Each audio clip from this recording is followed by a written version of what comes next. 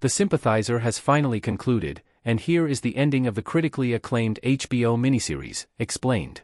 HBO's The Sympathizer is based on author Viet Thanh Nguyen's book of the same name, with it following a communist sympathizer named the Captain as he moves to Los Angeles with a group of North Vietnamese refugees and continues to spy on the group and report back to his home country.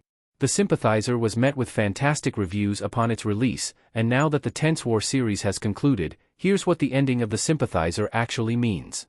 The Sympathizer finale picks up right where Episode 6 left off, with it opening as the Captain and the group of North Vietnamese soldiers are making their way to Vietnam. It is revealed that Claude knows that the Captain is a spy as well as the one behind Sonny's death, with Claude giving the Captain a way out. However, the Captain chooses to reject this olive branch and fights alongside the other soldiers.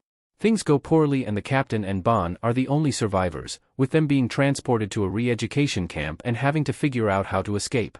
What happened in the Sympathizer's ending? There are a lot of twists. The Sympathizer ends with a bunch of twists, making the ending a bit confusing. Upon finding themselves at the re-education camp, the Captain has a change of heart and stands up to the commissar of the camp. This leads to the masked commissar sending the Captain away to be tortured in an attempt to bring out his suppressed memories. Eventually, the Captain learns that the commissioner is actually his childhood friend Man, who was badly scarred shortly after the Captain left Vietnam. Thus, the Captain discovers some of his repressed memories, including the true identity of his father. After extensive torture sessions, Man finally gets the Captain to admit that nothing is more precious than freedom and independence, quoting the words of Ho Chi Minh. After this, Man lets the Captain go, with the Captain taking Man's mask as well as the outfit of another soldier and using them to get himself and Bon out of the camp. The duo gets on a boat alongside a group of other The Sympathizer cast members and sail away from the country. As they make their escape, the episode ends with the Captain looking back at the coast and seeing a large crowd of Vietnamese souls. How true was the Captain's confession? The Captain is an unreliable narrator.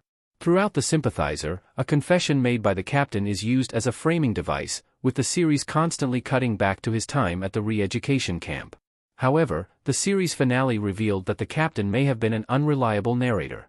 The torture sessions get the Captain to reveal that some of his stories were lies.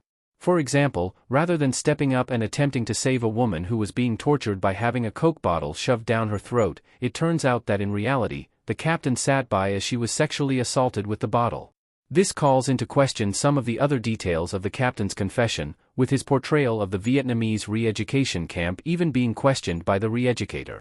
It seems that throughout the story the Captain may have painted himself in a more positive light than was warranted, or that he left out important details that could have changed the viewer's perspective. After all, the series is filled with moments in which the Captain admits that he is speculating, that he forgot something, or that he was in and out of consciousness. Why Robert Downey Jr. played 5 different characters in The Sympathizer? He represents systems of power.